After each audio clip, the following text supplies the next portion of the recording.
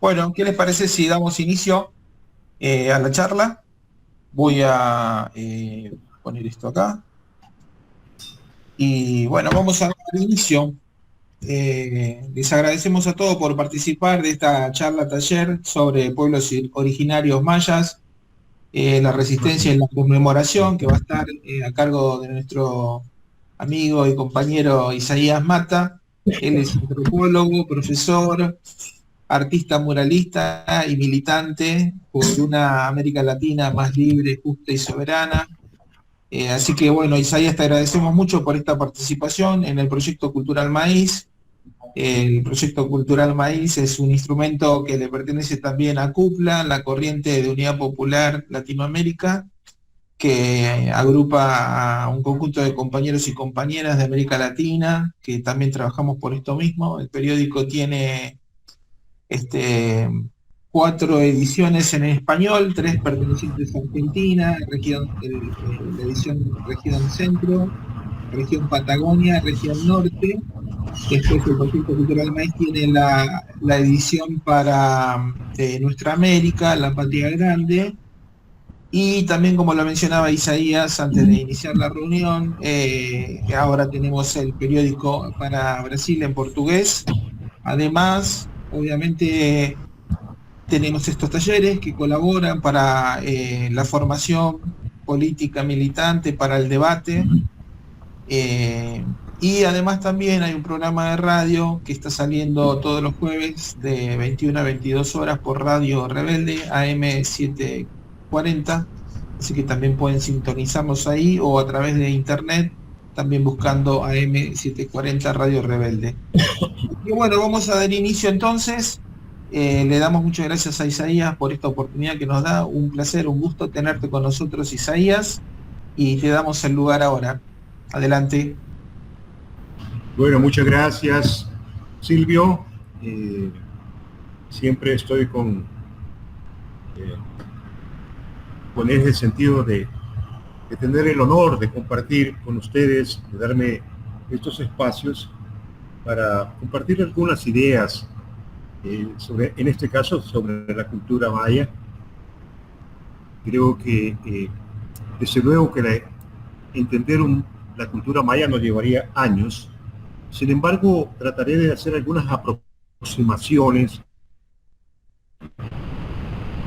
de la civilización maya, sus orígenes, dónde se han desarrollado y cómo se encuentran en este momento, sobre todo en el tema de ese mal llamado 12 de octubre, el Día de la Raza, ¿verdad? También quisiera decirles que voy a compartir algunas imágenes importantes que nos van a permitir entender un poco más del tema de los mayas, ¿verdad? Para que digamos, no solamente sea digamos, el bla bla bla, sino que también entender digamos, a través de las imágenes, algunas expresiones y producciones que se desarrollaron y que se siguen desarrollando a través de la historia. La cultura olmeca, vamos a comenzar con la cultura olmeca, que es considerada la madre de la cultura de Mesoamérica. Pueblos nómadas que desarrollaron redes de intercambio comercial y la necesidad de buscar nuevos desafíos en relación a la tierra, lo que les permitió la difusión y el desarrollo de valores y hechos socioculturales, tales como la organización social, la organización política, el arte, la escritura, lengua y religión, así como el culto al jaguar y a la serpiente emplumada, que está relacionada a la agricultura. Algunas teorías la ubican a esta cultura olmeca entre el 3000 a 4000 años antes de Cristo. Y su sitio de florecimiento fue la selva tropical del Golfo de México, lo que en la actualidad son los estados de Veracruz, y Tabasco, constituyéndose en 3 centros ceremoniales importantes como son La Venta, Tres Zapotes y San Lorenzo. Sus rutas comerciales alcanzaron el Valle de Oaxaca, la península de Yucatán, Guatemala, Belice, Honduras, El Salvador hasta parte del norte de Costa Rica. Este intercambio y expansión generó lo que ahora se le conoce como Mesoamérica, término acuñado por el etnógrafo alemán-mexicano Paul Kirchhoff en 1930, el cual representa la región que va desde Yucatán a Nicaragua y parte del norte de Costa Rica, región geohistórica que prevalece una amplia diversidad étnica y lingüística, rasgos socioculturales como la cosmogonía, el comercio, la religión, el arte, la tecnología, la arquitectura, la domesticación del maíz, entre otras cosas. Esto, por ejemplo, lo que estamos viendo son 27 cabezas que pesan alrededor de 30 toneladas encontradas en esta zona de las tres grandes centros ceremoniales como era San Lorenzo, La Venta y ¿cómo se llama el otro? San Lorenzo, La Venta y ¿cómo se llama el otro? Tres zapotes, ¿verdad? El zapote para nosotros en esta región tropical es una fruta, por eso en ese lugar había muchos zapotes también. Bueno, entonces estos son algunos artes de la cultura olmeca y esta es la región donde se fue desarrollando la cultura maya, desde Veracruz hasta Honduras y parte de Nicaragua. La cultura maya data entre el 2000 al 3000 años antes de Cristo. En Yucatán, Quintana Roo, Chiapas y Tabasco tenemos los principales asentamientos como Chichén Itzá, Mayapán, Etna, Coba, Calakmul, El Mirador, Palenque, Yaxchilán, Bonampak, y en Guatemala tenemos a Quiriguá, Tikal, Huaxactún, en Honduras está Copán, en El Salvador están el Tazumal, San Andrés, Joya de Serén, declarado este último como Patrimonio Cultural de la Humanidad y también llamada la Pompeya de América.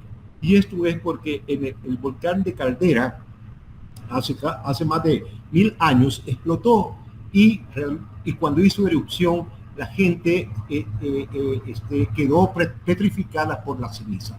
Y vamos a encontrar algunas imágenes de este sitio arqueológico. Aquí tenemos, por ejemplo, a Chichén Itzá, ¿verdad? Bueno,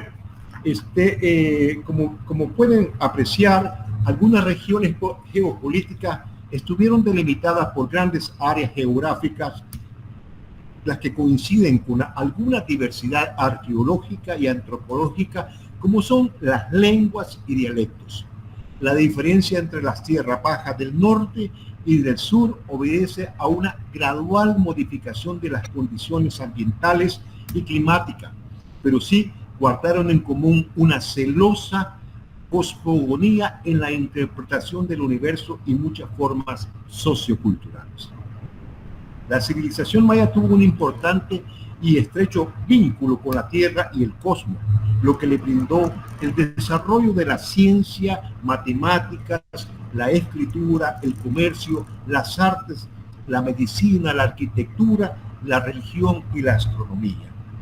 Inventaron su escritura con un sistema de jeroglíficos o glifos, que es una combinación de símbolos fonéticos e ideogramas, los cuales eran signos grabados, escritos o imágenes pintadas, y sus mejores manifestaciones están en los códices o libros sagrados por los tlacuilos. Es decir, los tlacuilos era el nombre que se le daba, ¿verdad?, a aquellos artistas que eran los escribanos, los que escribían, los cronistas, los historiadores, los que producían estos libros para las élites que sabían leer y escribir. Actualmente existen en el mundo 4 códices. El códice de Dresde en Alemania, el códice trocortesiano en Madrid, el códice Persianus en París y el códice Grolier en México. De igual manera, están algunas obras como el Chilam Balam, que consta de 18 libros que tratan de los hechos mitológicos, proféticos y históricos. En Guatemala tenemos el Popol Vuh, en la obra de teatro llamada Rabinala Chi, que es de la región de los Quiché. Expresada esta con actuación, danza, música, máscara, y está narrada también, que eso es importante, está narrada en las estelas y pirámides, ¿verdad? Que narran parte de esa cosmogonía de las batallas, de las luchas, de los ritos y de sus jerarcas. Entonces, decir, la escritura fue algo importante, y en algunas escalinatas, como esta, por ejemplo, de Copán, de Honduras, está, se le conoce como la escalinata de los jeroglíficos, porque ahí hay narraciones importantes de los momentos de los mayas de Copán. Este es el templo de Rosalía en Copán, y pueden ver el esplendor que tenía la manufactura, digamos, estética, ¿no? Igual tenemos el Cazumal en El Salvador, aquí San Andrés en El Salvador también, y esto es lo que les hablaba de las joyas de Serén en El Salvador, que es decir, todavía hay como barrios enteros sepultados, y se han encontrado a las personas haciendo su trabajo diario, y fueron realmente, digamos, sorte de rayos por la ceniza, ¿no? Bueno, en matemática, también decir que fue una de sus más grandes creaciones, con un sistema de numeración infinito basado en caracol, ¿verdad? Esa relación siempre, naturaleza siempre estuvo presente en los mayas, como siempre ha estado presente en todos nuestros pueblos originarios, ¿no? El caracol representa el cero, el cual es de numeración vigesimal. La noción del cero para ese momento era muy avanzada. Era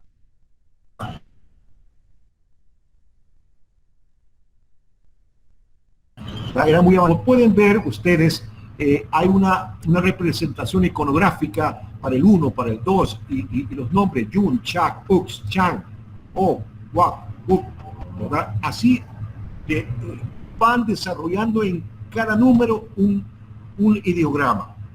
Al respecto de esto, quiero decirles que el misionero Diego de Landa, el obispo de Yucatán y Tabasco, uno de los más grandes inquisidores, que en la noche del 12 de julio de 1562 fue el responsable de quemar en la hoguera objetos sagrados y sobre todo 40 códices que evidenciaban la vida e historia de la civilización maya. Este tipo, Landa, escribió sobre el sistema decimal porque estaba asombrado, no entendía cómo estos indígenas, ¿verdad? Como despectivamente como los llamaban, ¿verdad? Habían hecho este tipo de numeración decimal, y decía, se sabe que contaban de 5 en 5 hasta llegar al número 20, luego de 20 en 20 hasta llegar al número 100, luego de 100 en 100 hasta llegar al 400, y así sucesivamente hasta poder llegar a la infinitud. Bueno, los mayas utilizaron la matemática para hacer cálculos, en tanto medir el tiempo, para hacer astronomía, hicieron cálculos exactos a partir de la observación del movimiento del Sol, la Luna y los planetas, permitiéndoles comprender con exactitud los periodos de la Luna, el Sol y las estrellas, que marcaban los inicios de festividades, ritos para la agricultura y otros hechos socioculturales, así como el calendario, un sistema casi muy exacto, ¿verdad? Que es está basado tanto en la medición del ciclo solar como la medición del ciclo lunar, que comprende una amplia visión del tiempo pasado, presente y futuro, estableciendo un ciclo solar llamado Ab de 365 días y otro lunar llamado Solkin de 265 días. Una gran diferencia con el calendario gregoriano. Bueno, aquí hablaba de la escritura en un momento, y aquí tenemos el códice cortesía. Este es un segmento, ¿verdad?, del calendario, es decir, del códice. Y aquí tenemos el códice de Dresde en Alemania.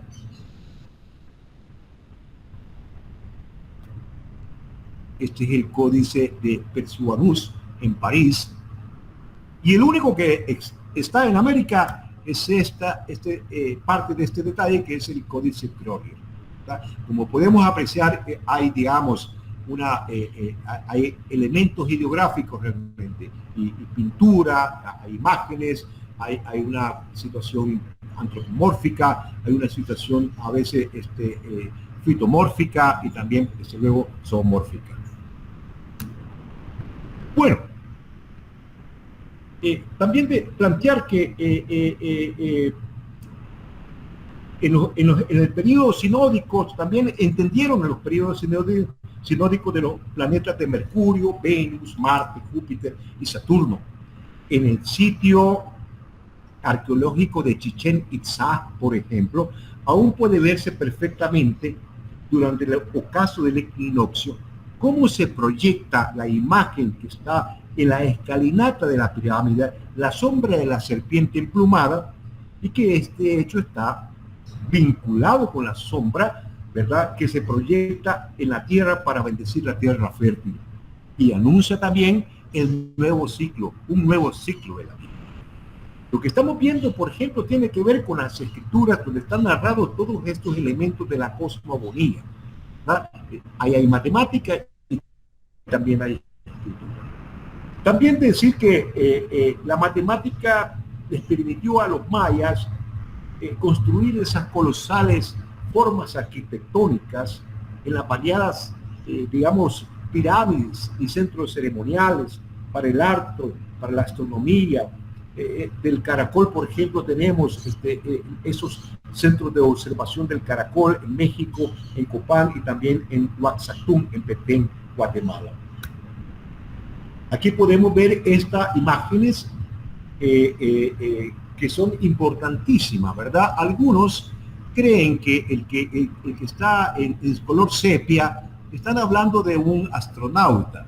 Posiblemente hay muchas versiones del astronauta, pero tiene que ver, es decir, con esa cosmogonía, quizás de la observación que tenían los mayas con respecto a las estrellas, el sol y la luna. Pero ustedes pueden apreciar los acabados, esa relación antropomórfica que tenían, es decir, que hay, digamos, una continuación narrativa de cada una de las cosas, ¿no? Es decir, ideogramas, formas, es decir, glifos, en fin. Pero eso es importante porque lo hicieron en mucha superficie, ¿verdad? O sea, no solamente la hicieron en ¿cómo se llama?, en piedra. Ellos utilizaron la piedra toba y el basalto para hacer este tipo de producción. Pueden ver acá esa enorme capacidad, aunque ellos no tuvieron mucho, digamos, el uso del bronce ni el hierro, ¿verdad? Pero sí realmente trabajaron con el jade y la obsidiana para hacer este tipo de expresión estética, ¿no? Este es otro de los que me parece que es formidable, ¿verdad? Este está en el templo de Quiriguá, en Guatemala. Todavía, en estos momentos, muchos arqueólogos tienen el dolor de cabeza como para descifrar toda esta literatura narrativa que está impresa en este tipo de trabajo. Aquí tenemos el tema de la escultura, que fue otro tema importantísimo, ¿no? O sea, para los mayas, o sea, esa capacidad de generar, digamos, una cantidad de formas, representaciones de los dioses, como el jaguar, aquí la serpiente emplumada, que muchas veces estaba al pie de las escalinatas, así como también tenemos el Chipetote, Tlaloc, y pinturas policromadas, monocromas sobre los estucos de los edificios ceremoniales, palacios y también los juegos de pelota. la escultura de Chacmol. Esto que me parece que es interesante, ¿verdad? De aquí creo que Hollywood robó, ¿verdad?, la idea para Batman, Camazot. Es una escultura importante, pero está relacionada con el murciélago, y también lo plantean en el Popol Vuh el tema del murciélago, ¿no? No tiene nada que ver con Batman, ¿verdad? Pero sí realmente creo que fue un tema que fue casi un robo, un saqueo, como siempre hacen, ¿no? Pueden ver las esculturas que son preciosas, acabados, es decir, muchas esculturas son también trabajadas en jade, en bronce, en oro, en plata, en obsidiana.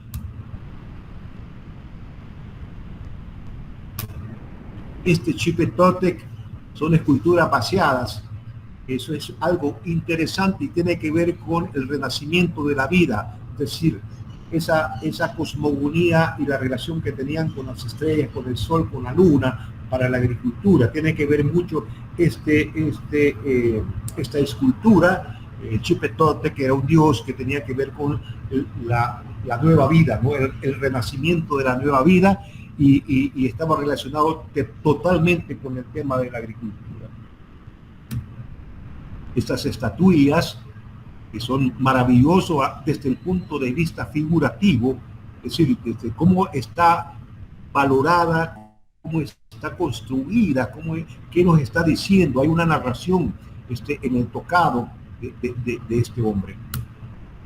Igualmente, esa relación con la naturaleza sigue siendo realmente una persistencia, ¿verdad?, del cosmos, de la cosmogonía, de la naturaleza, de la Pachamama. Es decir, siempre hay una relación. El hombre que está, el rostro del hombre, la cabeza del hombre está trabajada en piedra basalto, el otro está trabajado en cerámica, y la huara, o el ave, es una representación elaborada a través de una cerámica. Esto es porque siempre nos dijeron a nosotros, en esa cultura oficial, que la rueda venía de Europa, y ya nosotros teníamos la rueda, ¿verdad? O sea, se han encontrado una serie de estatuillas, como esta del perro, ¿verdad?, con la rueda. También teníamos, y se hizo una producción importante de cerámica utilitaria, tanto policromada como monocroma. Y en cada región quiero apuntar esto, que en cada región de Maya, que es una extensión muy grande de territorio, es decir, en cada región tienen sus particularidades de la producción, tanto de las estatuillas, de las esculturas, de la cerámica, ¿verdad?, de los sellos que ellos hicieron. Es decir, y eso obedece, digamos, al medio geográfico, a cómo se fueron construyendo como naciones étnicas, ¿no? Aquí podemos ver esa maravilla. Utilizaron el barro negro como para producir también, digamos, una cantidad de cerámica zoomórfica. También importante mencionar que nuestros mayas, como muchas culturas de todo el continente, siempre tuvimos esa visión de enterrar, digamos, a nuestros difuntos, digamos, en cámaras funerarias con todo su aguar, ¿verdad?, que eran realmente los elementos más valiosos de las personas, eran metidos, eran acompañantes para la próxima vida, porque la cosmovisión de los mayas, como de los aztecas y de los incas, era realmente un renacimiento después de la vida, ¿no?, después de la muerte. Entonces, estas son algunas funerarias que son gigantes y eran tratadas realmente, digamos, con una exactitud para que duraran, que fueran perecederas, ¿no? Los pedernales excéntricos también, esa es otra manifestación importante. Estos elementos que tienen alrededor de 30 centímetros, 40 y 50 centímetros, eran trabajados en jade, obsidianas y calcedonia, que es un tipo de piedra, pero que con unas características como de cuarzo, ¿no? O sea, que son brillantes, pero que también algunos arqueólogos todavía no saben con exactitud cuál fue la función. Sin embargo, se plantea que hay un par de teorías que plantean que servían como realmente como armas, pero también se han encontrado en algunas urnas funerarias. Esto sí, a mí me parece que es algo maravilloso. Es decir, el tema de las máscaras funerarias de Jade. Eran producidas en diferentes tipos de piedras preciosas, pero eran máscaras que acompañaban realmente, digamos, a los difuntos. El arte fue altamente sofisticado y con unas temáticas muy, muy importantes en cada geografía. Claro, todo esto respondía, ¿verdad?, desde luego, al afianzamiento de los mitos, al reforzamiento de la cosmogonía, al reforzamiento al poder político e ideológico. Perdón, Isaías. Muy importante, digamos. ¿Sí? Perdón, Isaías, no sé si te puedo interrumpir ahora o si esperabas para el final. Lo que pasa es que estoy anotando todo con detalle. ¿Qué es lo que preferís? Sí. Creo que al final mejor. Y hacer una sola... dale. Hacer una sola ensabadita en eso. ¿Te parece? Bien. Este es un mascarón del jaguar, piedra en basalto. Tiene un aproximado de 3 metros aquí en El Salvador. Calendario que está en las piedras de basalto. Es importante mencionarlo porque esto estaba planteado, como yo dije, en 365 días y el otro en 260 días, que uno era el Solquine, el otro era el Hambre. Pero eran como muy exactos. Había unos relieves y tenían bajos relieves también, al estilo como lo hacemos con el esgrafiado, ¿no? Bajo relieve. Aquí está el mural de Bonampak, que yo les mencionaba, que es considerado como la Capilla Sixtina.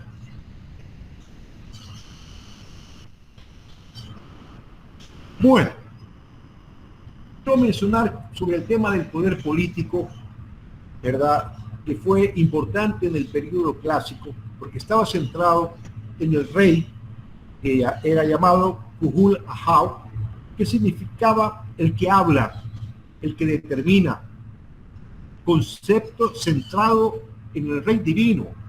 Era el vínculo con lo terrenal y el cielo. Y la descendencia era hereditaria y patrilineal.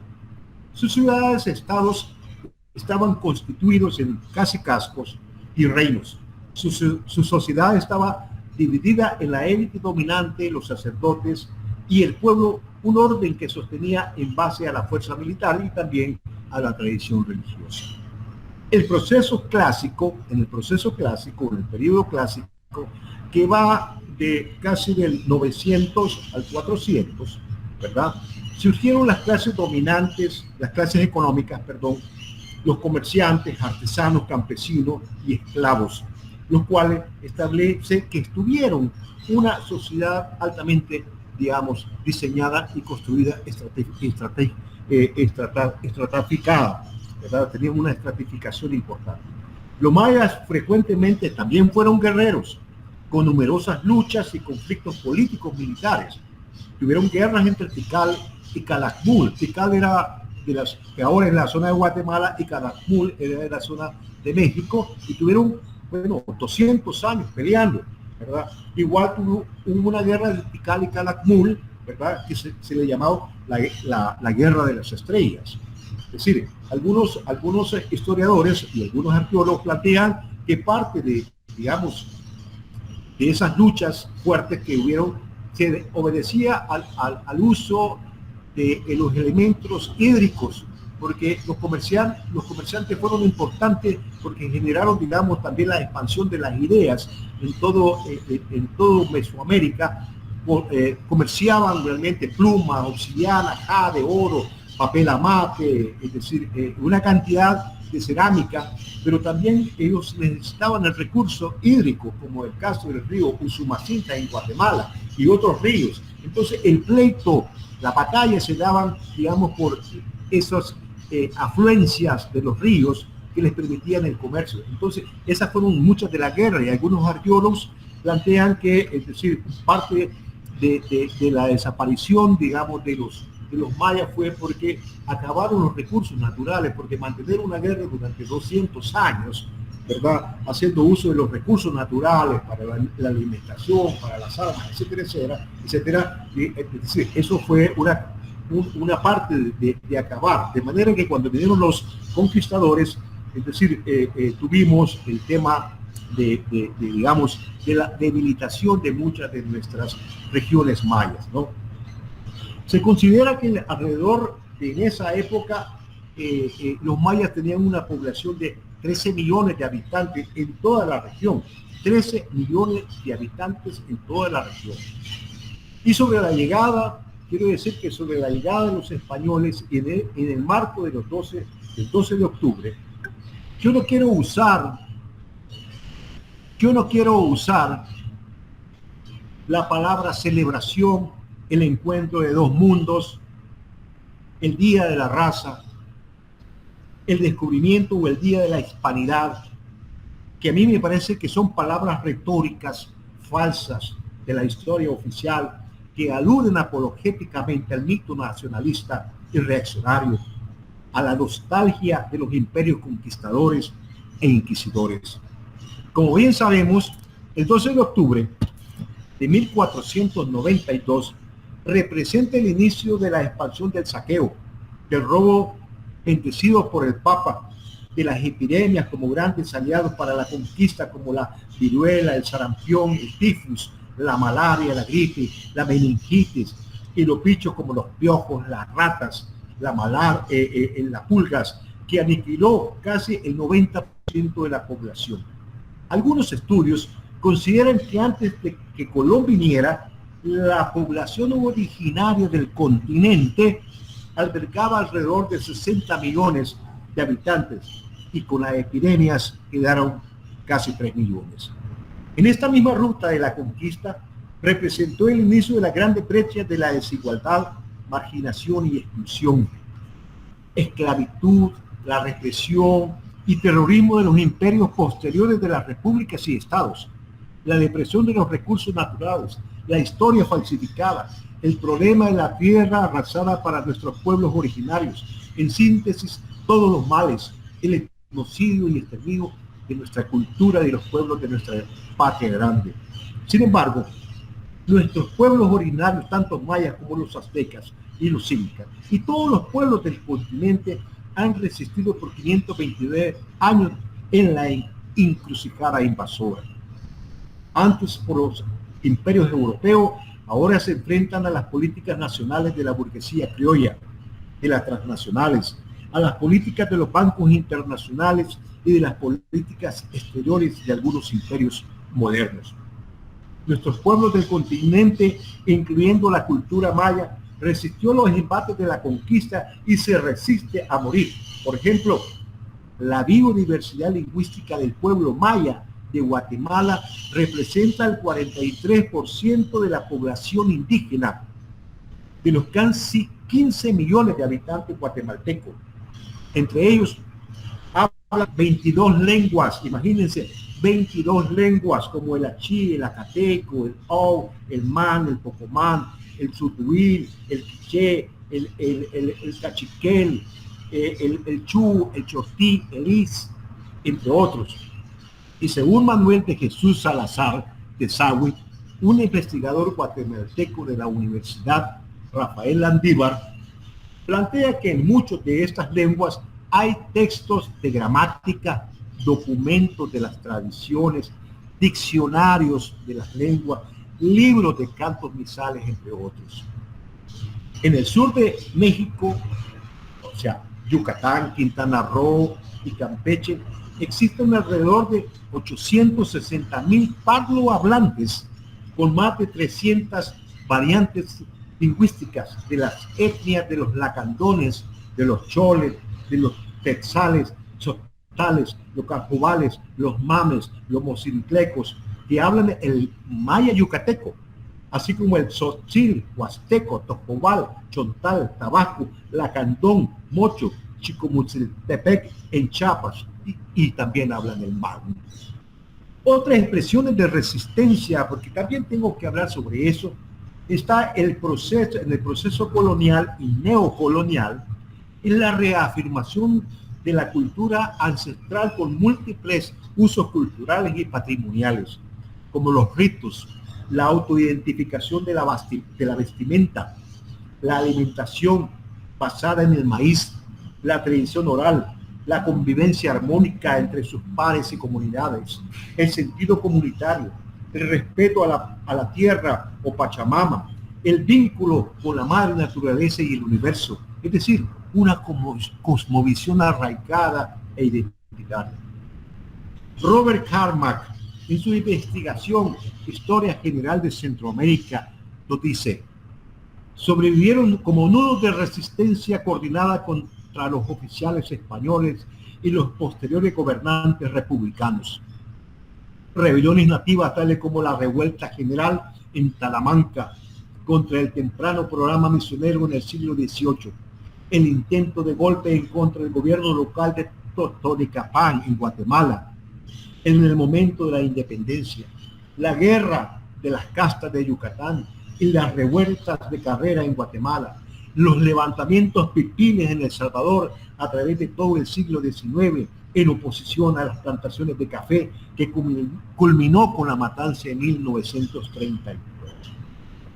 Quiero señalar que en el año de 1833, durante la existencia de la República Federal de Centroamérica en El Salvador, el líder nonualco Anastasio Aquino encabezó la insurrección de los nonualcos, un levantamiento indígena campesino contra los reclutamientos masivos, el trabajo obligatorio en las haciendas de los ricos ladinos y las excesivas cargas impuestas por el gobierno de Prado, que hizo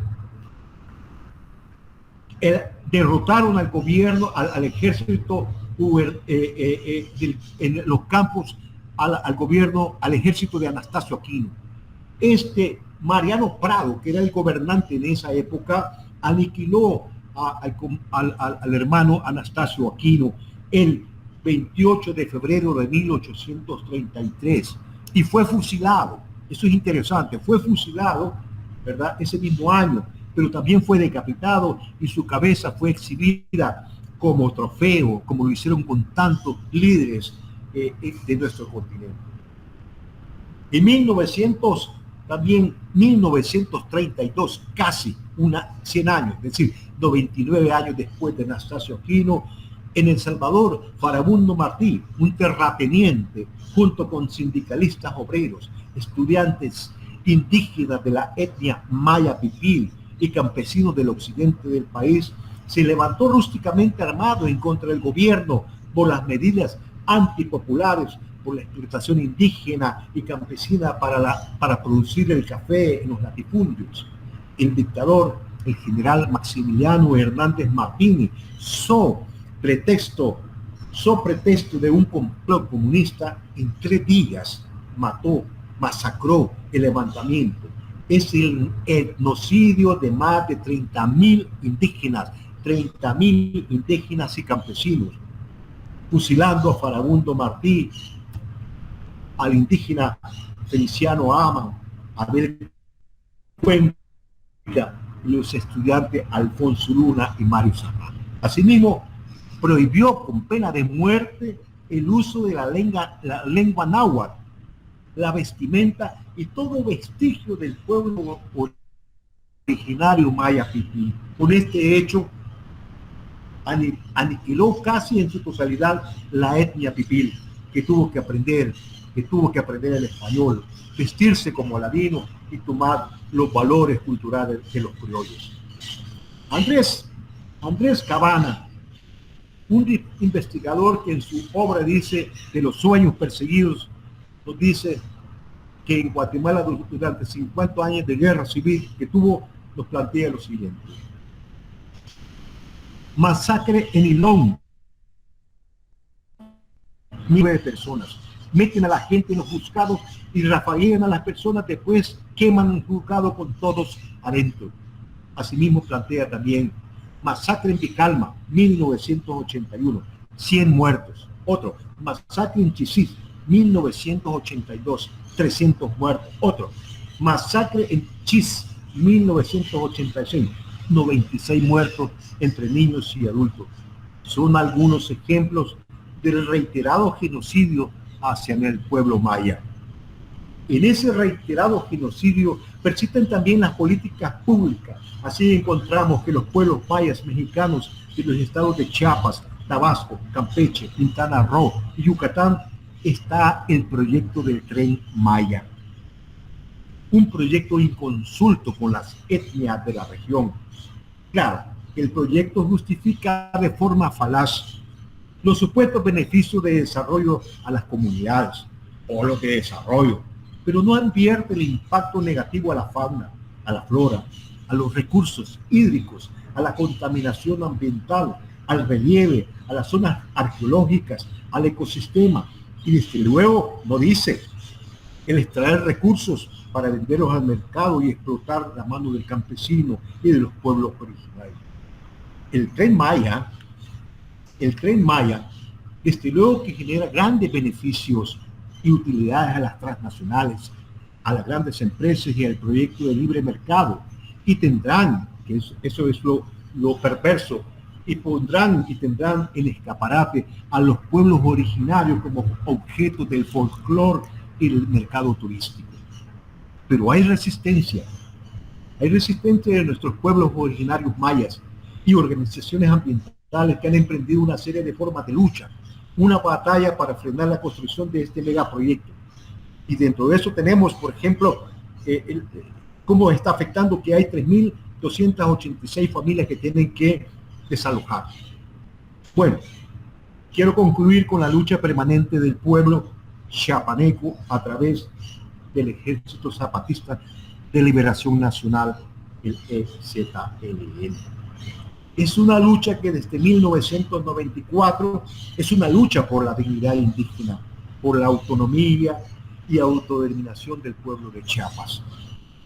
Esos dos conceptos, esos dos valores, autodeterminación y autonomía, son dos valores que nos robaron desde 1492 y que hoy en día siguen siendo bastiones y estandarte para levantarnos y luchar por ellos.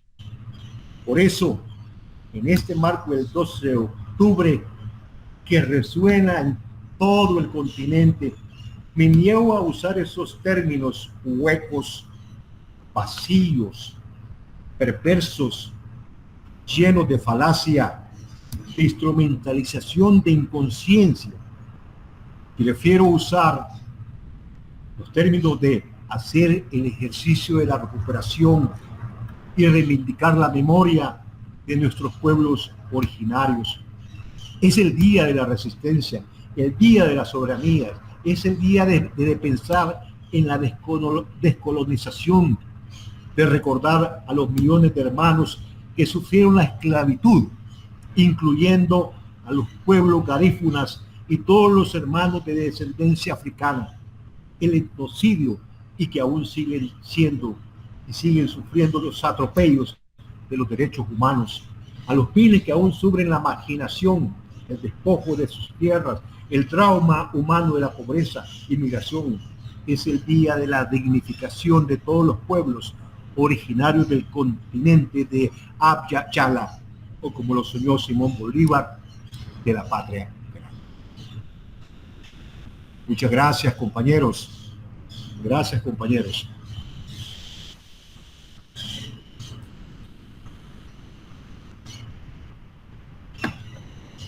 Felicitaciones, Isaías, muchas gracias por esta exposición. La verdad que emocionante, ¿no? Especialmente para los que desconocemos bastante. Pero bueno, te agradecemos enormemente por esta ponencia, por esta explicación. Y la verdad que, como vos decís, no hay nada que celebrar, y deberíamos celebrar ese inicio de saqueo, inicio de genocidio, ¿no? Por parte de aquellos que querían solamente beneficiarse, como hoy en día, ¿no? Con la explotación, con el saqueo, y con la anulación de un pueblo, ¿no? Así que la verdad que las charlas así, donde se nos abre la mente, se nos abren los ojos, el conocimiento, vienen bárbaros, como decimos, para la formación de cada uno de nosotros, formación política, ideológica, para que podamos entender de dónde venimos, ¿no? Así que genial. Bueno, te agradecemos de todo corazón, Isaías, un placer tenerte. Y ahora vamos a dejar abierto a alguno que quiera hacer alguna consulta, algún comentario o algo. Este es el momento. Roberto estaba ahí con ganas de hacer algo, así que Claro. cualquiera también puede levantar la mano o abrir el micrófono. Y si yo no lo veo, directamente puede hacer el comentario esperando que termine el que está hablando. Está bien, Isaías. No, bueno, excelente y como siempre agradecidísimo por todo lo que aportás, por todo lo que decís. Realmente nos sacude, nos ilustra, nos sacude, hasta los tuétanos. No, en su momento, claro, ahora está un poco medio desfasado lo que te quería preguntar. Un poco en la constitución de la cultura olmeca y después más tarde la que vos estás desarrollando más con claridad del 3000 al 2000 con los mayas, había una pregunta que quería hacerte. Con todos los ritos, digamos, mortuorios que se hacían, previo a eso no hubo en algún momento, ¿tenés idea de alguna forma de cremación de los cuerpos anterior a todo eso? Lo cual podía hablar de migraciones, la imposibilidad de llevar a sus muertos más valiosos y por eso los cremaban. ¿Conocés ese periodo, digamos, de historia hasta la constitución real del asentamiento de los pueblos? A ver, casi no te escuché. ¿Podés acercarte y ser más preciso, que casi no te escuché, Roberto? Discúlpame. No, está bien. No, ¿ahora me escuchás? Sí, hoy sí. Bueno, mira, no, lo que quería consultarte era si hubo en algún momento, en una instancia previa a la constitución de la cultura olmeca y más tarde, como vos hablás del grupo maya, ¿hubo algún momento en que en lugar de los ritos, digamos, mortuorios que se establecían, se dieron también cremaciones previo a eso? Por la dificultad, viste, que era trasladar a sus muertos cuando estaban en movimiento o en constitución de lo que iba a ser después el pueblo ya establecido. No, fíjate que lo que se ha encontrado son algunas momias. No se tiene conocimiento de cremaciones, sino que las urnas funerarias se metían a los cuerpos y con todo el aguar que tenían ellos, que eran todos los, digamos, usaban alguna flecha o tenían realmente alguna cerámica utilitaria o algún instrumento que les servía en vida, eran puestos. Los collares, por ejemplo, se han encontrado. Eso es como muy parecido a los egipcios, muy parecido a los incas también, ¿verdad? O sea que casi no era una sepultura, sino que realmente era un enterramiento en una vasija, ¿verdad? O sea, pero nunca se tiene conocimiento de cremaciones aquí en los mayas. Perfecto. Hay una vida, digamos, con la idea de que hay una vida que continúa de alguna forma, ¿no? Claro, y eso está explicitado de alguna manera en el Popol Vuh, ¿verdad? Claro. Que hablan de la ceiba, que es un árbol importante, y donde está el inframundo y está el cielo. Entonces ellos siempre pensaban que se iban algunos al inframundo, pero que también renacían. Había el concepto de renacimiento, no es el concepto de renacimiento cristiano, desde luego, ¿verdad? Es decir, había otro tipo de cosmogonía frente a eso, ¿verdad? Claro. Entonces, por eso el acompañamiento, digamos, de algunas prendas importantes en la vida, se le ubicaban realmente a los cuerpos que fallecían. Bueno, y la última, que ya no te molesta más, así después pasan los demás si quieren. Cuando vos hablas de los 60 millones de la población que había registrado a partir de los estudios, vos sabés que coincide totalmente con los estudios que nosotros hacíamos en su momento de historia de América. Eran 60 millones, justamente, y que quedaron después, 100 años después de la llamada conquista, del genocidio, quedaba menos de 1 millón. O sea, sí, que eso indica todo lo que vos decís de las pestes y toda la cantidad de cosas que trajeron los españoles y las cosas que despertaron acá. Se incluye, me parece, un tema que es fundante, que tiene que ver con la fuerza moral de los que resistían, que tiene que ver con lo que se llamó el desgano vital. O sea, la gente, digamos, hasta llegaba a sacrificar a sus propios hijos para no entregarlos a la esclavitud de los invasores, ¿no? De los españoles. Lo cual habla justamente de esa fuerza moral que todavía es lo que nos mueve de alguna manera a todos nosotros y esas comunidades también con solidaridad, en solidaridad con ellas. Es eso, no importa el filo de las espadas, importa quién la empuña y de qué manera. Gracias, Isaías. Sí. No, y también decir que a mí me parece altamente interesante que después de esa aniquilación, bueno, aquí en El Salvador se aniquilaron a todos los pardohablantes, tenemos unas pequeñas comunidades que hablan el náhuatl, porque en México es el náhuatl con L y aquí es el náhuatl, ¿verdad? Era una población importante en El Salvador y se lo aniquilaron con esa masacre del 32. En 50 años de guerra en Guatemala, ¿verdad? A través de los gobiernos y con el uso militar de los caiviles, ¿verdad? Que era la fuerza más represora que tuvieron el gobierno de Guatemala. O sea, aniquilaron sobre pretexto de acabar el comunismo en Guatemala. Se han acabado a miles de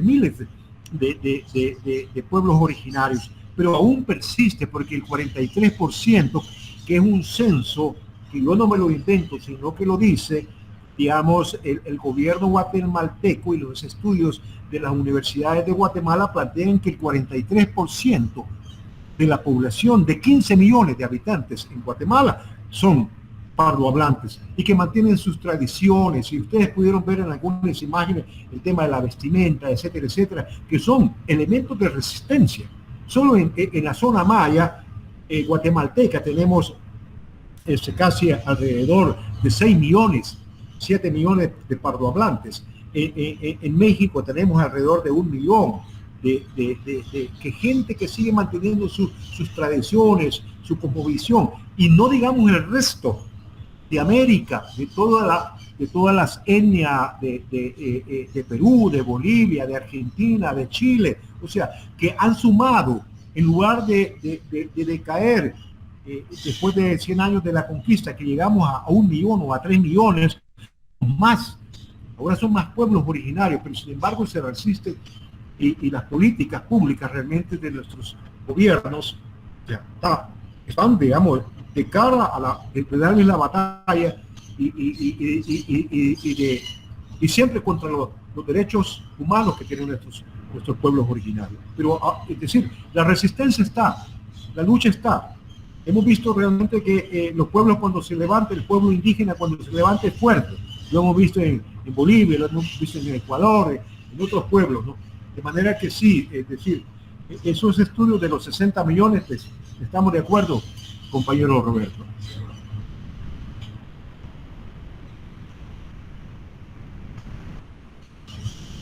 Bueno, o sea, podemos conversar más, si tenemos alguna inquietud, ¿no? Yo me quedo asombrado, lo que quiero mencionar es esto, me quedo asombrado del legado que ha dejado esta civilización, que es extraordinario, obviamente, no solo a nivel americano, sino mundial, con todos los enormes avances, pero además el legado cultural, el legado arquitectónico, artístico, es tremendo, además de prolífico, es enorme, porque digamos, este patrimonio, estas ruinas, este patrimonio que nos ha quedado es tremendo, ¿no? Lástima que ha sido tan aplastada la civilización, la gente, ¿no? Que tiene que luchar desde tan abajo ahora, los pocos que han quedado, incluso con su idioma, ¿no? Pero digo, qué legado tan valioso, tan rico, tan enorme, ¿no? Que nos han dejado. La verdad que nos alcanza, nos llega a nuestra vida, no sé, me parece a mí, ¿no? Digo, además de ejemplar, es enseñador, ¿no? Nos trasunta algo que nos quieren compartir. Así que no, yo me quedo fascinado, la verdad que, bueno, te agradezco. Quiero aprovechar ahora, quiero aprovechar nada más, Isaías, perdóname, para mencionar, y esto me gustaría que lo recuerden porque va a ser útil, son 3 palabras: Proyecto Cultural Maíz.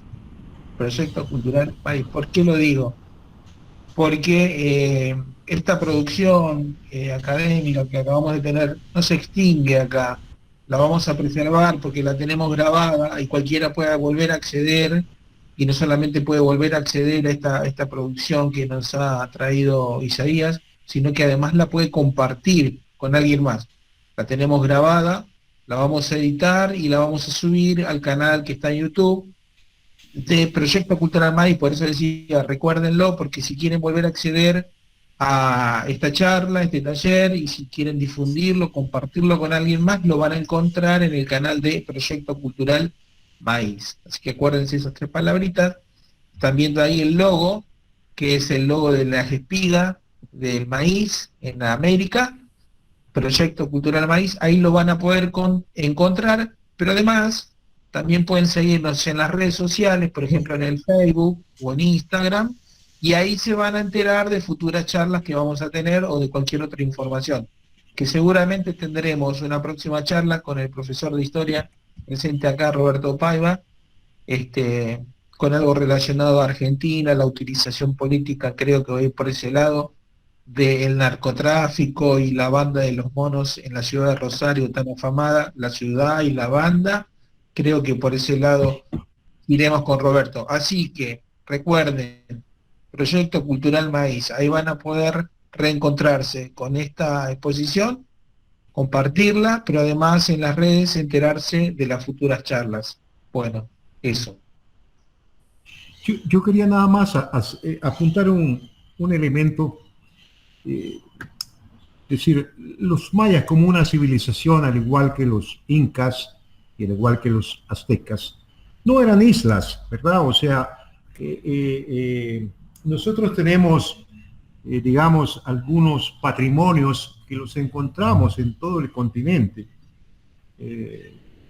Cuando estuvimos con Fernando allá en Santiago del Estero, me di cuenta que había un plato importante en esa región que se llamaba tamal.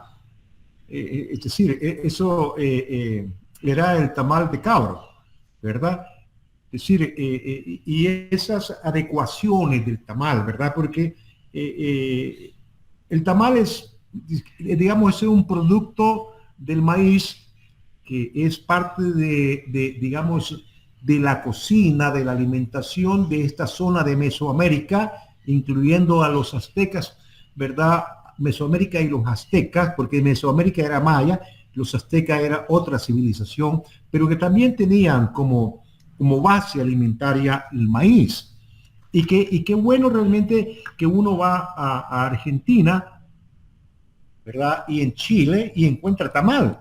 Y es porque también estaban los corredores, ¿verdad? Esa red de comercialización a través del trueque, que eran grandes mercados llamados tianguis, ¿verdad? Y se conoce que en Costa Rica y en la parte de Panamá habían tianguis, o tiangues como le llaman, ¿verdad? Donde bajaban los mayas y subían, ¿verdad? Los incas, los chapchi de Colombia, ¿verdad? Entonces, es decir, hubo un sincretismo importante, el intercambio de ideas, el intercambio de valores culturales, y que bueno, incluso en Perú nos hemos dado cuenta que hay unas maderas, un árbol maderero, que supuestamente se pensaba que solamente en esta zona se creaba, ¿no? Y lo hemos tenido información que está en Perú también. Entonces, eso representa, digamos, esa red de comercialización, esa capacidad de entender a la Pachamama, tener una cosmovisión diferente,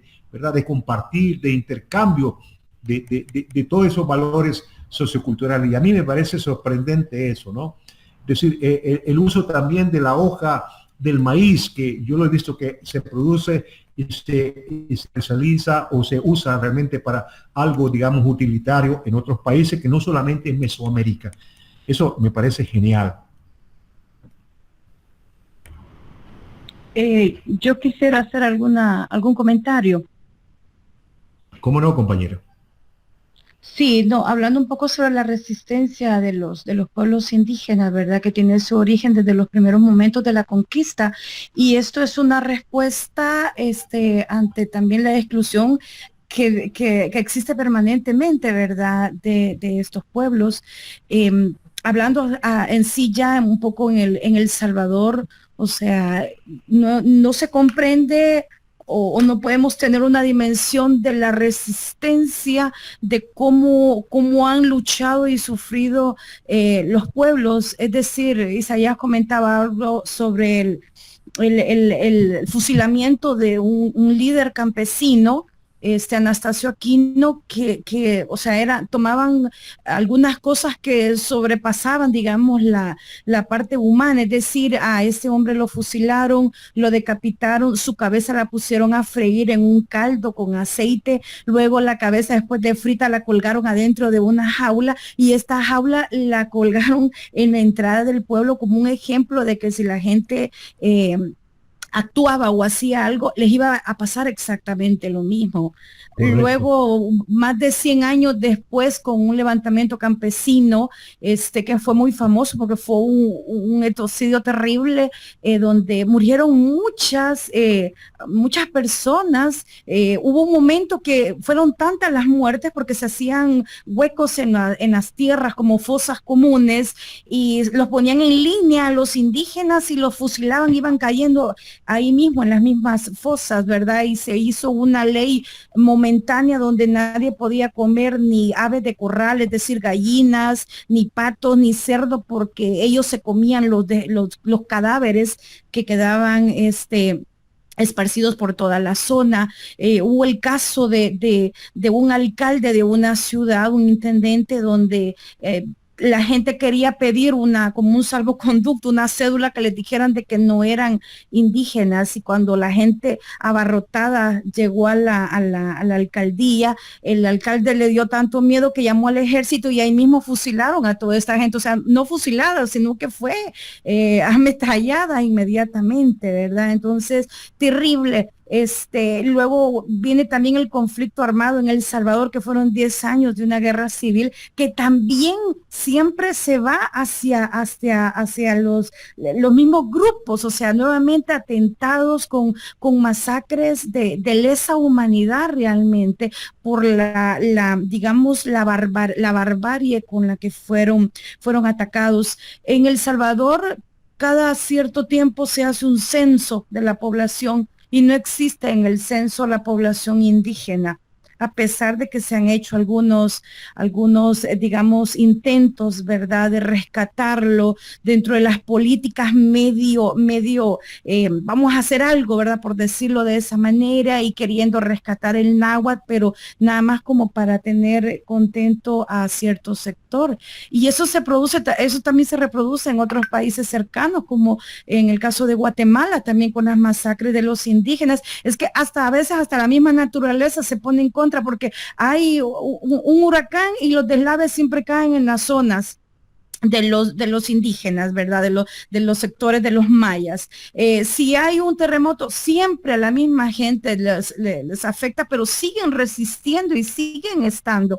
En Honduras también ha pasado, en la zona del Atlántico, con estas empresas de la Fruit Company, ¿verdad? Las bananeras, las de caucho. En Belice también, que no dejan que la gente tenga, digamos, como que no quieren que exista la gente realmente, ¿verdad? Es terrible. Luego vamos a México también, cuando hay mucho desaparecido, de personas indígenas. Entonces es algo terrible en esta zona, de ver cómo casi todos los días aparece una noticia que va en contra, pues, de nuestros pueblos originarios, y que al final todos somos mayas, ¿verdad? Yo por lo menos tengo una descendencia bastante fuerte por parte de mis abuelos y eso me enorgullece y tratamos de formar a nuestros hijos, ¿verdad? De eso, de sentirse orgulloso de los orígenes, pero también estar conscientes de una realidad histórica que ha estado y no hay que olvidarla, hay que conocerla para no seguirla repitiendo, pero es de todos los días, pareciera, como diríamos, un pueblo sufrido, ¿verdad? Una cultura sufrida que ha visto en el tiempo desde la conquista, no ha parado digamos, de recibir atentados contra ellos. Nada más esta reflexión que les quería hacer. Yo quería reforzar un poco lo que dijo Lucy. La masacre del 32. Ustedes saben que muchos indígenas, como yo lo planteé, no sabían hablar español, sabían náhuatl y tuvieron que aprender a hablar español y comenzaron a tomar actitudes como los criollos o los ladinos que les llaman acá, ¿verdad? Y a cambiarse los nombres y apellidos. Por eso en El Salvador no tenemos apellidos ni nombres indígenas como los tienen, por ejemplo, en otras zonas como Guatemala, México, Perú, Bolivia, Ecuador, la zona nordeste de Argentina o de Chile, con los de los Andes, o sea, de los mapuches, ¿verdad? No tenemos, y hemos perdido eso, porque tuvieron nuestros indígenas que cambiar todo.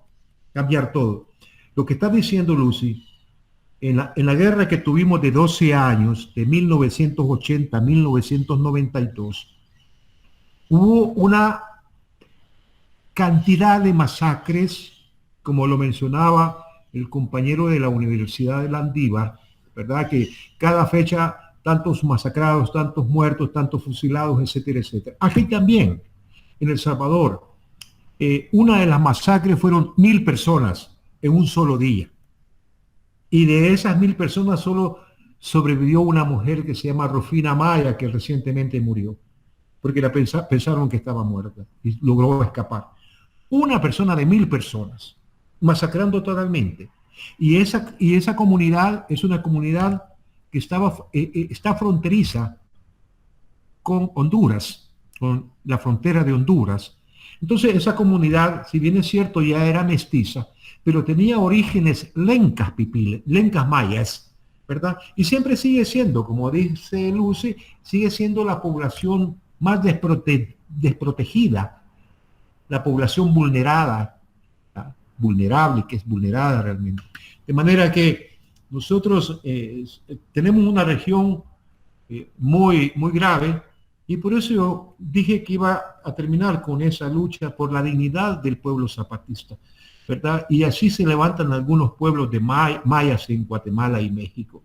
Y hay una resistencia en este momento contra el tren maya, ¿verdad? Porque siempre, es decir, ponen a nuestros pueblos originarios como objeto de mercado del turismo, ¿no? Y eso realmente, es decir, es altamente perverso, ¿verdad?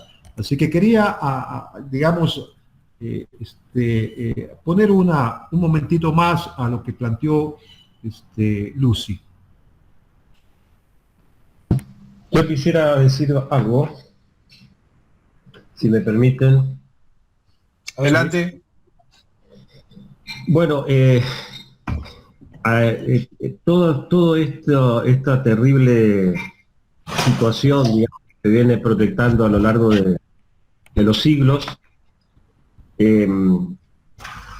tenemos que ver que hay una situación que fueron las luchas por nuestras supuestas independencias como países, ¿no? Donde el poderío del Imperio Británico obró de tal forma que pudieran vencer a ese otro imperio, ambas monarquías, digamos, ¿no?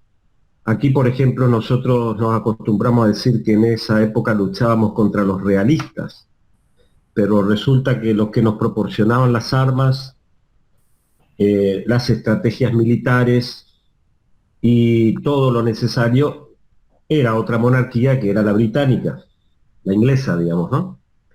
El daño que se provocó, digamos, en todo ese proceso fue terrible, porque lejos de independizarnos, lo que se profundizó fue una continuidad en esa masacre al indígena, a los pueblos originarios. Una continuidad que tuvo que ver con un proceso de conquista que se siguió dando, una filosofía liberal positivista que se empezó a aplicar de manera cruda, en donde hicieron creer a todas las generaciones sucesivas que hubieron de que los civilizados eran los extranjeros y que los bárbaros, los salvajes, eran los que habían nacido en este territorio y que tenían cara morena o no se parecían a los valores estéticos europeos. Esa cuestión de civilización y barbarie que aquí en nuestro país fue introducida por toda una generación llamada del 80, 1880, en donde Sarmiento tuvo muchísimo que ver en todo eso, pero sobre todo lo que tuvo que ver fue una idea que no era nuestra, porque es una idea muy antigua que nace en Grecia, donde ahí sí los civilizados eran ellos, los griegos, y los bárbaros los que intentaban invadir su suelo, su territorio, ¿no? En este caso eran los persas, ¿no? Pero aquí en América se revirtió, se dio vuelta todo ese concepto, de manera que inversamente los civilizados eran aquellos que no pertenecían a este suelo.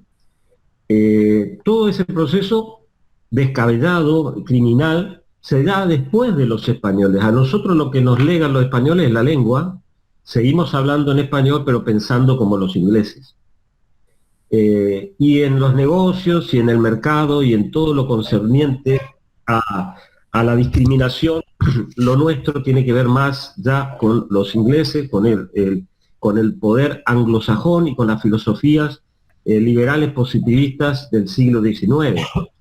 Esas masacres que se mencionaron, obviamente no dejan de lado toda la barbarie que los españoles desarrollaron aquí, pero el tema es que se profundizó, se agravó de manera tan enorme todo eso, que recién podemos decir que en el siglo XXI, o sea, a partir del 2000, han empezado a surgir nuevos pensadores, se han llevado adelante, sobre todo en la Argentina, avances en lo jurídico, en lo legal, en relación a la lucha por los derechos humanos, por la reivindicación de todo eso que ocurrió, digamos, y que debe ser enseñado, llevado como una pedagogía de la memoria, y que recién es muy nuevo, muy reciente, porque imaginemos que en el año 2006 recién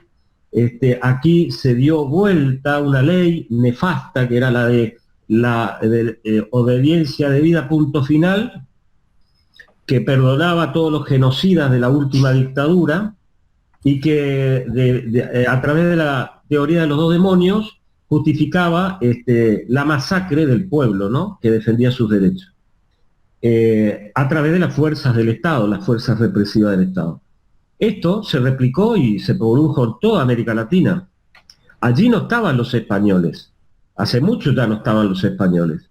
Aquí hay un poder que va por encima de lo que fue la conquista española en su momento, que fue terrible, y que más exterminio provocó a través de las enfermedades y de la explotación en las minas de los indígenas y de los trabajos forzados. Pero aquí hemos tenido ya en la etapa que se supone independiente, personajes nefastos. Por ejemplo, aquí en Corrientes hemos tenido un gobernador que separó a todos los indígenas, a los poblados guaraníes, y los repartió a los criollos para que perdieran su raíz guaranítica, su lengua, sus costumbres, su forma de ser. esto que parece como un cuento fue una realidad y fue en el periodo que llamamos independiente. Eh, eh, Pasaron casi 200 años, mejor dicho, ya pasaron 200 años de todo ese periodo independiente y hoy podemos ver que la dominación imperial, por así decirlo, que es una dominación que no tiene banderas, sino que responde a los grandes intereses de corporaciones, es terrible, terrible y está en todo, hasta los tuétanos. Y podemos ver cómo muy de a poco empieza recién a tomarse cierta conciencia en algunos estamentos de la sociedad en relación a lo que significa la diferencia entre memoria y derechos humanos. Porque cuando vemos todas estas imágenes que Isaías nos trae y que fue extraordinaria su charla y todos los comentarios y todo esto que va unido a las políticas que se sucedieron a lo largo de los años, las vemos desde una mirada arqueológica, antropológica, y nos cuesta muchísimo entender que eso existe hoy, que hoy existen los mayas, que hoy existe toda esa descendencia, esa sangre que sigue manteniéndose y que perdura a través de las lenguas que sobreviven a pesar de toda esa persecución que existe todavía, ¿no? Que es tremenda. Cuando observamos lo que ocurre en Colombia, cuando vemos que todos los días se están asesinando a líderes indígenas y a la población campesina, no podemos permitirnos el lujo de decir que eso es pasado. Entonces, ¿con qué vara nombramos la memoria y los derechos humanos? Porque aquí en la Argentina, cuando esas dos palabras nos remiten pura y exclusivamente a la última dictadura militar, cívico-militar que tuvimos a partir del año 1976. Pero en realidad, memoria y derechos humanos va a lo largo de toda la línea de la historia y no podemos separar esas dos cuestiones. Y no podemos cometer el error de verla simplemente como un pasado que está lejano y que no pertenece ese pasado al presente. Porque si lo vemos de ese modo, estaremos olvidando que todos los días están habiendo represiones, presos políticos, están habiendo masacres. Hace poquito hubo una represión aquí en la provincia de Jujuy, a indígenas que se manifestaron por esta cuestión del 12 de octubre, ¿no? Y esto es algo que todavía existe y cada vez parece ser como que es más cuidado el método, la forma en que se hace, porque la gente ya no reacciona, o sea, frente a toda esta injusticia, frente a las masacres, frente a todo lo que está ocurriendo, la gente es como que tiene, por un lado, miedo a participar, a decir lo suyo, y por otro lado, se encierra en cierta comodidad en su casa, ¿no? Y no participa, se queda reducida, digamos, a un espacio tan miserable que lo aleja de la vida social, digamos, ¿no? Y ese es el mayor problema que estamos teniendo en nuestros pueblos. Los pueblos actualmente tienen ese gran problema. Y sobre todo, cuando vemos que hay gente que se une a partir de una causa, no, lo vemos como si fuera una serie, una miniserie de la televisión. Lo vemos como algo que como si fuera que está sucediendo lejos, como si fuera una película, como si fuera algo, una producción, digamos, ¿no? Para la diversión y el pasatiempo.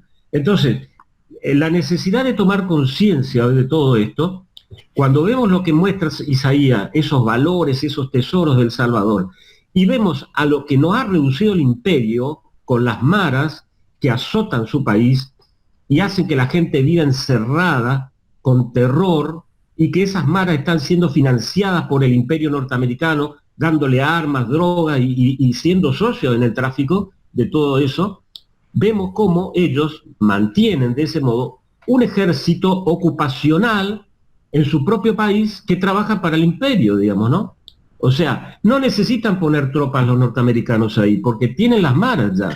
Entonces, abramos un poco los ojos, porque esta situación no es antropología ni arqueología, esto es realidad pura, esto es lo que hoy ocurre. Y nos han reducido a la mínima expresión de seres humanos. esto tenemos que tratar, y es lo que venimos haciendo a través de estos proyectos, como el proyecto Cultural Maíz, y a pesar de que apenas podemos muchas veces lograr juntarnos, porque cada uno está sumergido en una serie de problemas económicos y de otra naturaleza, creo que tenemos que seguir juntando fuerzas y seguir esta lucha que es una lucha a largo plazo, ¿no? Pero que necesita imperiosamente la actuación en el presente, porque de otra manera no vamos a poder sobrevivir, porque vienen por todo, vienen por el alma del ser humano. Y eso es lo que estamos viendo en estos días con lo que ocurre, ¿no? con esta pandemia, ¿no? Así que yo le quiero felicitar al hermano Isaías Mata de El Salvador, a Lucila, que viene trabajando muy duro con los periódicos, y a todo este grupo que está hoy participando aquí, y a los que no han podido estar también, porque esa es la forma de mantener una suerte de fueguito que nos va calentando ese alma que está siendo atacada permanentemente. Así que muchísimas gracias a todos. Gracias, Fernando. Si me permite, Silvio, quisiera decir un par de palabras. Sí, bueno, fantástico. Si nos damos cuenta quiénes estamos en este chat, somos personas que no pasamos de los 33 años, si se dan cuenta. Eso dice mucho. Eso dice mucho, ¿verdad? Porque retomando algunas ideas de Fernando, es decir, ahora tenemos hay una serie de factores que nos dicen sobre el tema de la memoria, ¿no? De la memoria histórica, y siempre estamos planteando que la memoria histórica fue hace 100 años. Yo por eso, concluí hablando un poco del tema de la resistencia, de las masacres, de la resistencia y de la lucha, ¿no? Porque toda la parte de los mayas creo que es algo importante del pasado, es parte de la memoria, pero también la memoria fue ayer, la memoria fue hace un momento, ¿verdad? La historia fue hace una hora, lo que está pasando en algunos sitios, la historia del presente que estamos construyendo, y también la historia del futuro. O sea, yo creo que habría que entender el tema de la historia en esas tres categorías, ¿no? La historia del pasado, la historia del presente y la historia del futuro. Pero, es decir, lo que hablamos, este tipo de cosas, somos raros, nos ven como raros, ¿verdad? Es decir, desfasados nos creen, porque todos sabemos que hay un hedonismo encarnado en las almas y en los corazones de muchísimos, es decir, en la satisfacción del yo, ¿verdad? O sea, ¿por qué no hay en este chat jóvenes abajo de los 30 años, porque ya a los 33 años? Es decir, eso explica muchas cosas, ¿no? Hace el 1 de mayo, aquí en El Salvador, quiero poner de ejemplo esto. El 1 de mayo en El Salvador, la derecha, lo que era el partido de la izquierda, el FMLN, convocaron a una marcha, increíble esto. La derecha, lo que era el partido de Arena, que es el partido todavía, Arena, que fue, digamos, casi expulsado, sacado de la Asamblea Legislativa, de todo el poder político, al igual que el FMLN, ¿verdad? Y ahora está un nuevo gobierno de derecha. Pero la derecha tradicional siempre atacó las marchas de los estudiantes, las marchas de los trabajadores, cuando eran gobierno. Y el 1 de mayo convocan ellos a una marcha, algo surrealista.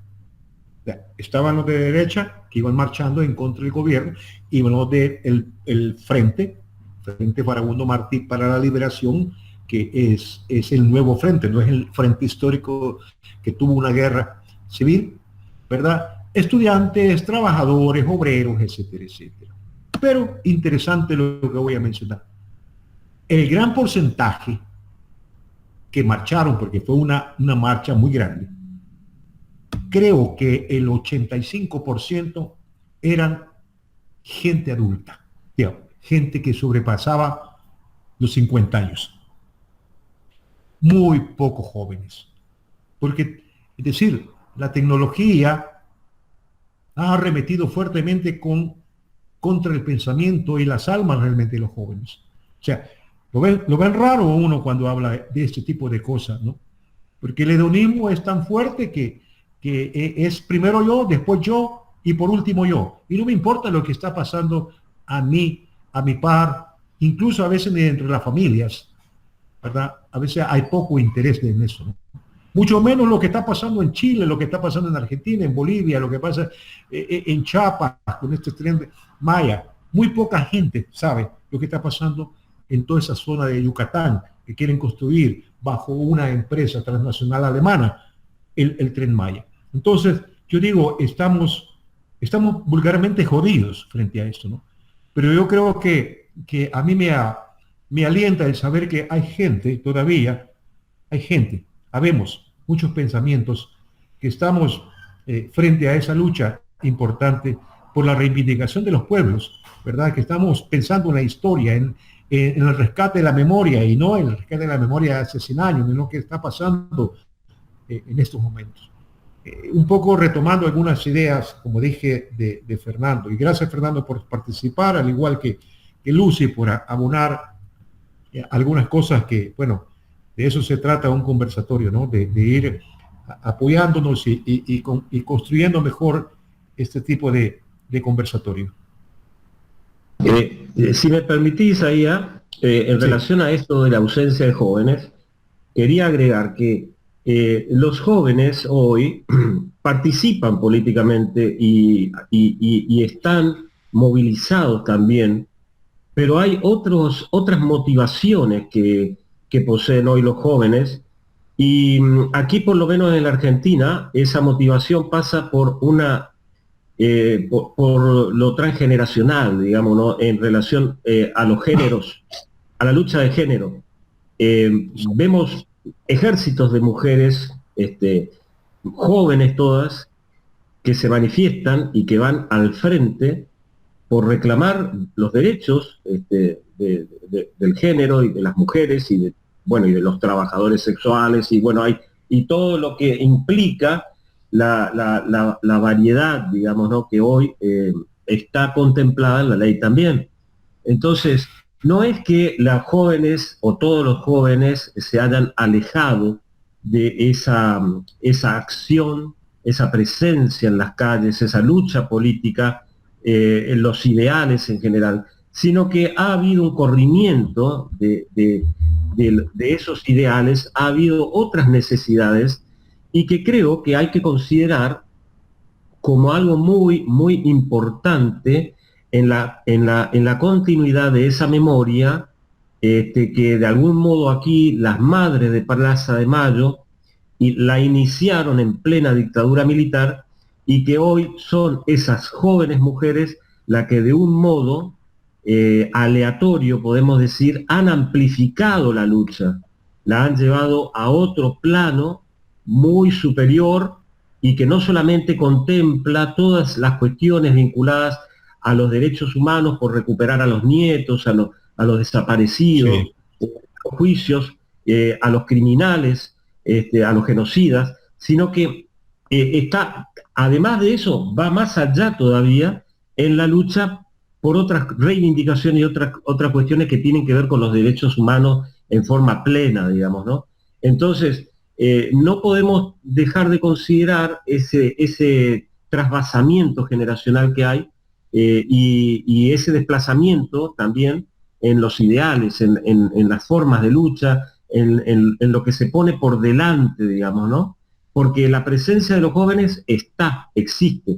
No vamos a hablar de eso de la misma manera que pasa en grandes ciudades como Buenos Aires, comparada con Corrientes, porque existen motivos sobrados que tienen que ver con el modo de ser, con la cultura. Aquí en Corrientes el conservadurismo es bastante fuerte, y obviamente aquí no ocurre lo que ocurre en esas grandes ciudades como Buenos Aires, Rosario, ¿no? Donde hay grandes conglomerados y se mueve, digamos, también hay muchísimas universidades y hay otra movilidad social y otro pensamiento, ¿no? mucho más activo en esa lucha política, ¿no? Por reivindicaciones de derechos humanos. Aquí en Corrientes es como que está la población dormida, narcotizada, digamos, ¿no? Cobrando su sueldito a fin de mes e importándole muy poco lo que le pasa al vecino. Esa es nuestra realidad bajita, pequeñita, y que se manifiesta a la hora de las votaciones, o mejor dicho, a la hora de optar por alguno de los candidatos, se vuelve a ver, digamos, que se vota masivamente el mismo modelo que viene gobernando hace muchísimo tiempo, digamos, ¿no? Entonces, no hay una vocación, digamos, ni una conciencia para el cambio verdadero, ¿no? No el cambio que se anuncia con pancartas o con partidos políticos, sino un cambio estructural, un cambio genuino, digamos, ¿no? De valores culturales. Claro. Sí, tienes razón y comparto tus ideas, Fernando. Estoy de acuerdo en eso, porque en cada región es tan diferente. Por ejemplo, aquí en El Salvador, regiones como Honduras, estamos como atomizados también, ¿verdad? Yo veo que porque aquí la derecha es recalcitrante, tiene, bueno, cada derecha de cada país tiene, digamos, una acumulación en su manera de administrar y también porque también hay hilos invisibles que generan, digamos, la forma de controlarnos. Y aquí el mejor ejemplo de esto es Chile. Fíjate que durante muchísimos años vivió una terrible dictadura y una democracia digitada, sí, durante muchísimos años, con los mismos reglamentos, las mismas leyes de la dictadura, y parecía que la población estaba como dormida, anestesiada, y de repente ocurrió algo, y todo el mundo quedó sorprendido, ¿no? Y ahí vino un cambio. Eso puede ocurrir en algún momento también en nuestro continente, y ojalá que ocurra pronto, porque me gustaría poder verlo. ¿Sabes qué? Fernando, ¿sabes qué? No solo eso que decís, no digo esperanzador, no me gusta esa palabra, pero sí abre nuevas instancias, porque el tema, como decís, no es que los jóvenes participen o no. Yo creo que sí que participan, lo que pasa es que no participan dentro de las mismas líneas que a nosotros nos marcaron y que nosotros seguimos aún ahora. Creo que ellos han conseguido de alguna forma explotar sus vivencias, su energía, sus luchas por ejemplo, el tema de género. Por ejemplo, sí, el tema también del agroecológico, que acá hay muchas agrupaciones de jóvenes que están trabajando con todo eso y con mucho criterio de solidaridad. Han explotado por otros lados que a lo mejor el sistema no lo tenía previsto, pero forma parte de la lógica de ellos mismos. No pueden abarcar todo el tiempo. Entonces les explotan en la cara este tipo de cosas. El tema de las migraciones también son de alguna forma y que impulsan a este tipo de nuevas vivencias. Tenemos que convivir con ellos, entenderlas y seguir avanzando juntos de la manera que se pueda. Y Chile, justamente, ¿por qué explotó el tema de Chile? Fíjate vos, una cosa que nadie podía pensar necesariamente que pudiera pasar por allí, que era el tema de los precios de las universidades privadas y de toda la parte privatizada de la educación. Salieron a la calle y a partir de ahí empezaron a aparecer cosas que nosotros a lo mejor las teníamos de alguna manera ya trabajadas, como podía ser el cambio del tema constitucional pinochetista y una serie de cosas que fueron apareciendo, pero lo que hizo saltar, digamos, la térmica en todo esto fue un tema que aparentemente no era pensado por muchos, que tenía que ver con el tema de la educación, de los aranceles y todo eso, y apareció por allí. Y hay que estar un poco atento a todo ese tipo de cosas para seguir junto con ellos peleando y también reivindicando nuestros valores, ¿no?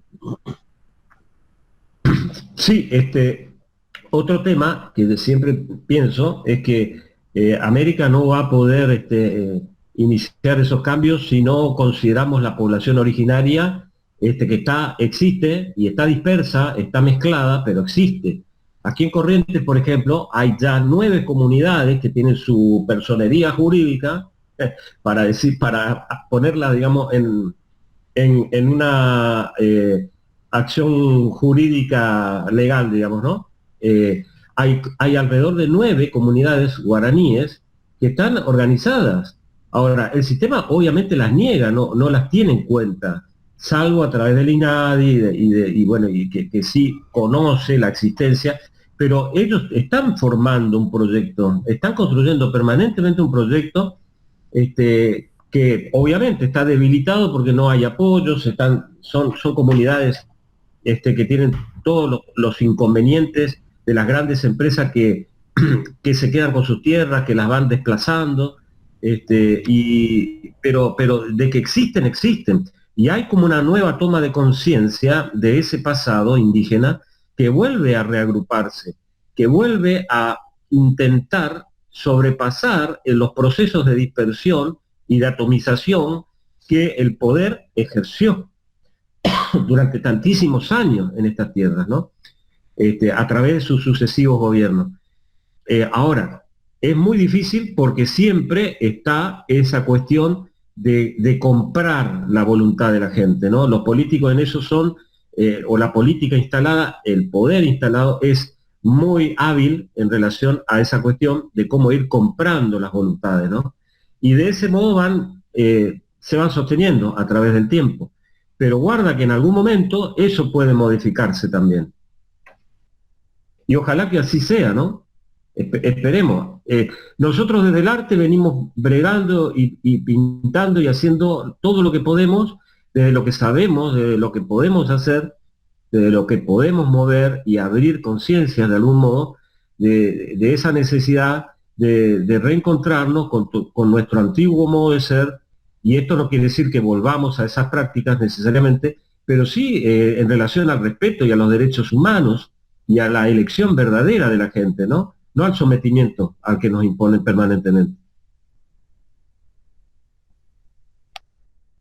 Compañeros, un saludo grande, un abrazo muy fuerte a Lucila y a Isaías y a todos los compañeros y compañeras que estuvieron presentes. Me tengo que retirar, tengo otro Zoom que no tiene obviamente para mí la trascendencia que le ha dado Isaías y su gente. Un beso grande, cariños para todos y todas. Gracias, Roberto, un abrazo enorme. Gracias, Roberto, un gran abrazo fraterno, continental, y qué bueno, y gracias por estar en esta compartimiento de ideas. Cuídate mucho. Perfecto, ahí acaba de salir Roberto.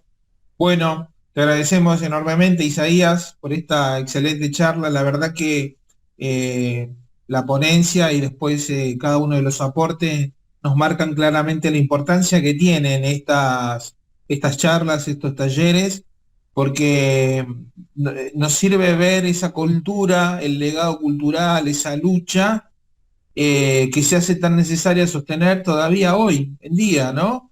Y para que podamos dar esa lucha en los múltiples flancos en los que tengamos que luchar, ¿no? Nosotros con nuestro grupo etario y los jóvenes por el lado por el que van luchando, pero se hace obviamente absolutamente necesario poder tener esa memoria histórica para poder dar la lucha en el presente. Así que, bueno, ha sido excelente, te agradecemos, Isaías, de todo corazón.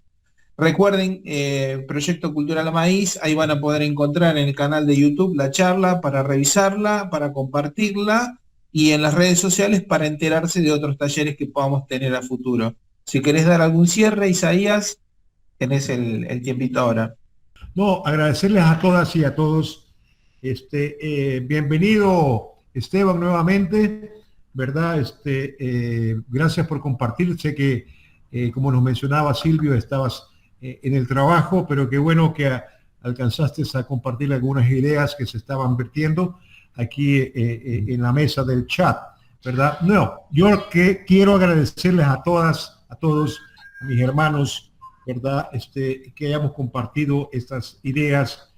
Claro, como yo dije al principio, esto de los mayas, pues es toda una carrera, ¿no? O sea, como para entenderlo todo, pero sin embargo traté de aproximar con imágenes, digamos, la cosmovisión que ellos tenían a partir de producciones estéticas, de su cosmogonía, etcétera, ¿no?